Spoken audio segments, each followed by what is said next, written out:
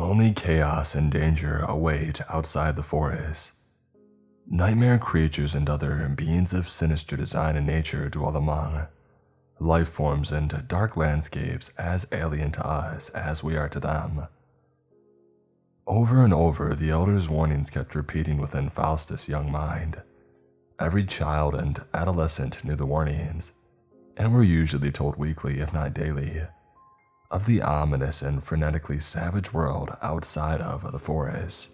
However, out of all the mysteriously terrifying tales and ancient legends, there is not one actual first-hand account or factual shred of proof. They remained just that, tales and legends.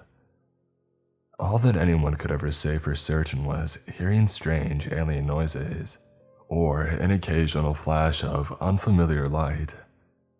In fact, no one had ever made it far enough past the forest edge to ever find out. Faustus was slightly small for his young age, never being quite as big or strong as the other boys.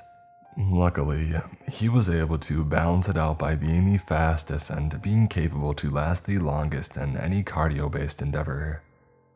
But still, he longed to be accepted by the other lads as their equal, as a man, even though he was barely a teenager himself. And this foolish drive had led Faustus halfway to the edge of the forest in the middle of the night. The closer that he approached, the quicker his boyish pride seemed to want to trade in on this bad investment for popularity, and cut even, swiftly retreating home. He hadn't told anyone of his late-night adventure anyhow. Plus, if his parents found out that he wasn't actually sleeping at home, they would ground him until next spring. No, he had nothing to lose by going home now. Faustus closed his eyes and inhaled deeply, before opening his eyes and exhaling slowly. I can do this, he thought. Just keep putting one foot in front of the other. There is nothing to fear past the forest edge. It's just more forest and fields. That's all he said, convincing himself that elders told these stories to keep children from wandering off and getting lost or picked off by predators. No more than 15 minutes had gone by before he suddenly stopped his steady pace. Before him, not 30 paces away, stood the forest edge, towering like an unknown gargantuan entity composed of pure shadow. As he approached, though, he found himself feeling silly for being so scared. For there was no grand alien landscape, no ghouls or unknown entities. It was just a field, with more trees on the other end, nothing more. Faustus figured he could cross the clearing, walk around for a bit, and then head home and challenge the older boys to cross tomorrow, knowing that they would be too frightened to, thus securing his manhood and his station within the community. He could even make it home soon enough to get a decent night's sleep still. I'm doing this, Faustus accidentally exclaimed out loud, before crouching low on the defense next to a large pine tree to see if any imaginary monsters or real predators had hurt him. He quickly straightened up, confidence once again taking over, and walked with purpose across the grass clearing ahead. The woods across the clearing at first seemed as typical as any other part of the forest, with grass, trees, leaves, all appearing normal. However, that thought quickly began to vanish into confusion and panic, making his heart pace slowly start to rise into warm, chaotic rhythms, like water slowly reaching a boil, as great, monolithic structures became visible, along with the ending of the forest and the world as he knew it. It took every ounce of willpower and courage to control the fight-or-flight responses screaming into Faustus's mind and his nervous system, making his heart pound hard and erratic within him, like thunder trying to break free of the clouds. He took a few controlled, deep breaths, pushing the storm of his fearful emotions back down, somewhat steadying himself, and he moved forward. With every step that he took, the world became less familiar and increasingly more horrifying. He could see in more frightening detail these strange, symmetric triangular monoliths, which became more imminent with every passing second and forced a step forward. The foreign structures seemed to dot the strange new landscape before him, stretching up so high and into the night sky. They seemed to be reaching for the stars themselves. With his final steps out of the tree line, he stopped, frozen in the realization that almost everything he could now perceive with his senses was both wholly unfamiliar and extremely unnerving. It seemed that at one time perhaps, this new and strange world might not have been very different inherently from his own, although minimally, for he could identify certain plants and trees that existed in his world as well. Although, unlike the forest, this foliage seemed scattered, or with no logical purpose, at least one Faustus could not presently fathom. Unfortunately, Faustus would not be able to process this long enough to establish an answer or a logical theory. In fact, he would not even have time to process another coherent thought for the rest of his odyssey into this forbidden and increasingly disturbing place, for a shift had now occurred. A creeping dread that threatened to close his windpipe and crush his chest as if the air pressure itself had increased, and was screaming at his instincts that something was so very wrong. After a few unbearably long and silent moments, Faustus resumed his careful pace, but was stopped short by a silent and still river of the most peculiar nature. At least his mind first told him that it was inherently aquatic, for its size and shape matched that of a large and prominent river, with a flattened symmetry of a grayish coloration. Oddly enough, when he approached this new sight, he noticed that it was just as still and silent as the rest of the atmosphere around him had become. It appeared perfectly smoothed out, as water does rock in a perpetual flowing current, but also somehow rough and gritty to the immediate touch. The feeling of unparalleled dread Faustus had felt upon arriving in this mysterious place had not yet faded. He had hoped that it was just the shock of seeing a whole new and frightening world, and that the feeling would soon transition into awe and wonder. However, this shift in his surroundings, this sudden and nerve-crushing fear had to be instincts, for living his entire life in the forest had strengthened these instincts into a finely tuned instrument for detecting danger, strung into his very nervous system, and knowing when these chords were being stroked that it had become second nature to him, and had never sung to him falsely. As he crossed the oddly still river, this instinctual song of warning hit its crescendo upon putting his feet back in the grass, and his eyes now on two golden orbs hovering below the tall thorn bushes at the base of the closest monolithic structure. At first, Faustus thought logically, his brain snap firing at light speed, trying to formulate any rationalization as to what visibly loomed before him. Lightning bugs, they're just doing their very normal, very common mating dance, thought Faustus logically. Yeah, that's it, he thought, calming himself down a bit. It's not uncommon at the end of mating season to see loose stragglers such as these hover near each other, instead of the massed group of chaotic light constructed by these angelic-looking insects at the season's peak. As this more reasonable thought took root in his mind, he inhaled slowly and deeply, and went to exhale in the same manner. But the air caught in his throat sharply, almost gagging himself, as the two yellow orbs blinked. Not gently faded out independently as lightning bugs do, but simultaneously and instantly blinked out of existence, only to return twice as fast and with twice their intensity, like two vast stars being snuffed out, only to swiftly return with the violent and beautiful rebirth of a phoenix. Moonlight shimmered across the yellow orbs as hot panic thrust itself through Faustus's brain, sending intense bursts of adrenaline and near crippling fear shooting down his spine, until it hit his stomach, making a brief gurgle of the acids within, upon the unforgiving, stark realization that these two orbs were not sentient, but part of a sentience.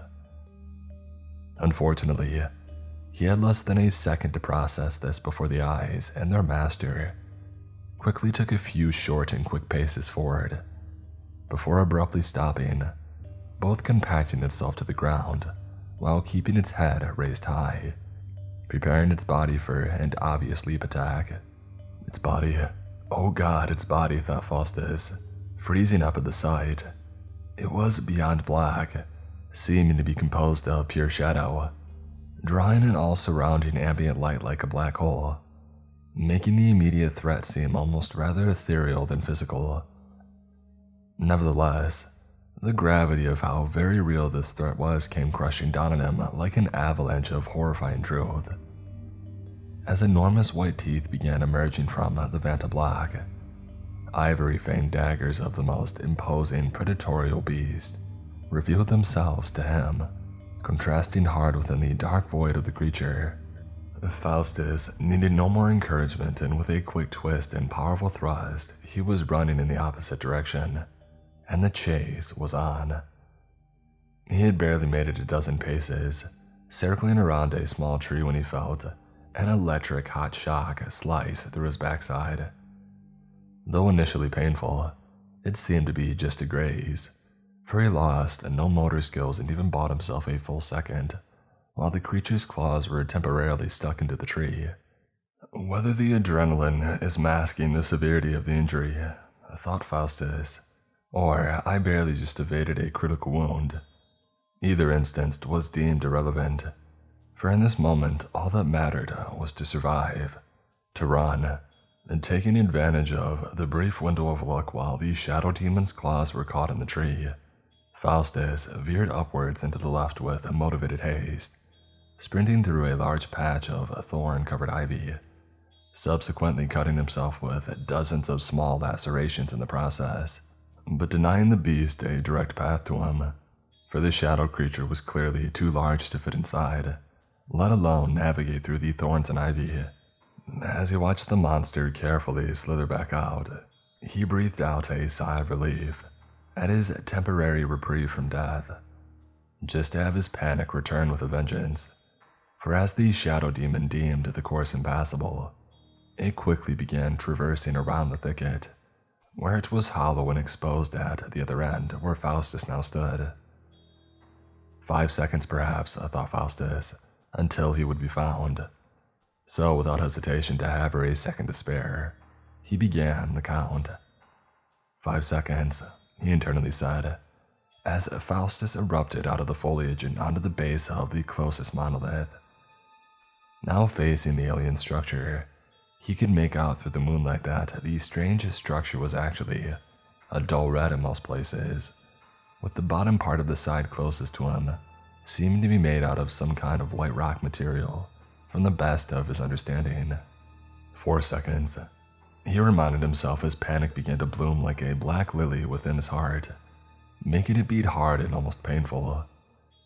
He began to blindly run before the shadow beast could pin and corner him against the wall of the monolith, but stopped suddenly as he noticed a slight horizontal opening at the very bottom of the structure, almost like a crack in the structure, but perfectly symmetric. 3 seconds, he thought, peering inside the dark aperture, as he heard the stealthy and tenacious footfalls of death steadily approaching behind him, along with the sound of frantic, excited breathing, no doubt anticipating the meal and the thrill of the kill. 2 seconds, as young Faustus moved his legs as fast as the blood could pump into them, throwing himself into an unknown abyss of eldritch origin and probable maleficent intent. 1 second. He yells out audibly this time, as the wall that he squeezed through minorly shook from the impact, as one dark, clawed appendage grasped feverishly for him, but to no avail, thought Faustus, feeling a bit of hope return. It could not fit. Faustus now wondered if the strange cave-like entrance was in fact composed of rock as he initially thought, for it shuddered ever so slightly each time the shadow beast attempted grabbing him. Or, thought Faustus in terror, is the monster truly that strong? strong enough to make rock shake. Thankfully, after just a few moments, the beast had seemingly given up, retracting its arm and vanishing back into the night. Faustus was now trapped within an alien structure, in a land his elders called a nightmare or even hell, with his only known portal of escape guarded by his relentless pursuer. Obviously, there were only two options. Try running home and probably be eaten, if not worse, or head further down the rabbit hole. He glanced around nervously, before his eyes met the faintest bit of light. On the opposing side of the dark room, he saw flat lines of dim light, which presented themselves in the shape of the uppercase letter L. An almost perfect right angle with the vertical line of illumination, appearing longer than the bottom portion.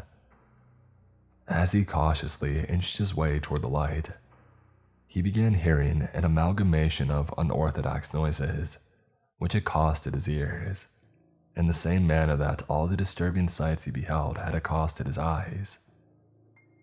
Approaching the threshold, Faustus noticed that the smaller horizontal crevice at the bottom was just big enough for him to squeeze through. As he anxiously pressed his body through the illuminated slit of light, these strange and unfamiliar sounds escalated in volume along with his panic. He soon crossed over into a long corridor, which seemed to have its own sun, that floated high above Faustus, and glowed in a natural color that made the atmosphere seem cold and empty.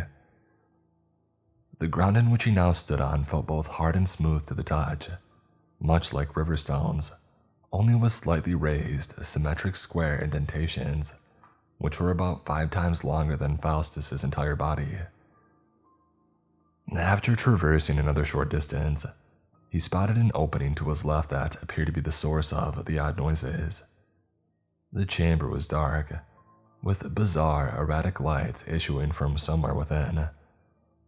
Since Faustus could not identify the light's origin, he deemed it unwise to enter and to instead just simply keep moving one foot in front of the other, as he had done since his first step into this otherworldly journey into the unknown. Every chamber and corridor that he trekked through became increasingly disturbing and frightening to his senses, until he eventually found himself standing inside a considerably large room, with the multiple suns adored atop its high sky, and structures that he had never seen in the forest before, sights that until this very day remained only notional, not even existing in the most insane of dreams. Nevertheless, his mind began forming to some of the objects found within the colossal room, for in his humble forest community, families would fashion rudimentary platforms for eating food, and smaller seats of straw or wood to sometimes sit more comfortably as one ate. Although the objects were vaguely similar, they were crafted with more elaborate expertise than he thought was even possible, with one more alarming detail that overshadowed everything else in horrific truth. They were absolutely massive. Nothing short of a giant would adorn itself into those structures, with other peculiar attachments to them that made Faustus wonder about their physiology compared to his own. Neheta Ojimdur, a voice louder than thunder, echoed through the great halls of the ancient esoteric structure, as if a sentient storm had called out to Faustus in a foreign tongue. "Ooh-ah, de-ra Ojimdur," the beastly baritone voice cried out again, before a loud, reverberating crash rang out, sounding as if 2 trees were smashed together hard, but with purpose, with a curious metallic clicking that was briefly audible right after the crash of wood. Faustus's nerves threatened to freeze him in place, as he reluctantly forced himself to peek around the corner into the next corridor, steeling himself to deal with whatever awaited from beyond. Faustus assumed that after experiencing so many horrifying and unearthly sights, that whatever lay beyond this precipice of madness, he would be somewhat ready for. He was wrong. Albeit, Faustus was logically expecting something extremely large, according to the overwhelming volume of its words, which Faustus quite literally felt rumble his chest every time the vehement foreign voice cried out. Every ounce of courage and willpower left the young boy, freezing him in place as he glanced around the corner. The behemoth's size was the first attribute he visually took in of the titanic being, easily being over 3,000 to 4,000 times larger than Faustus himself, with his own sun adored upon his unnaturally large head. The sun aloft the Titan's head, however, shined meagerly, if at all, in comparison to the bright yet algrid solar lights that graced the upper chambers, and which Faustus was an unwilling yet amazed witness of. Furthermore, Faustus beheld two immensely vast eyes that held irises glowing so blue, they like appeared as water flowing around his pupil. A second kind of fur skin engulfed most of its gargantuan body, save for its face and the end of some extremities, which ran bare all the way down to its long, odd-looking claws, with that part of the colossal beast being a divergent and ghastly shade of white. Faustus followed the creature's physiology all the way to its feet, where he gasped in a panic-induced fear as he began to faintly tremble at the sinister sight before him. The demon, thought Faustus trepidatiously, as the same shadow creature that frenetically chased him into the monolith within this hellscape, weaved between the Titan's legs like a graceful serpent, before sitting next to him patiently, as if awaiting orders. As the Titan stood directly under the nearest sun, it seemed to light up his own solar energy upon his head, making it shine like a glowing crown or a halo, thought Faustus as his disquiet took on a whole new revelation. It was an angel, he thought, and the demon in all veracity was no demon at all, but simply a harbinger for its master, for the angel of death.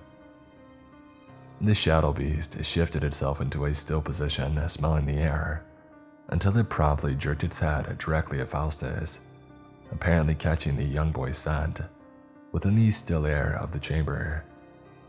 No, thought Faustus, I want to live.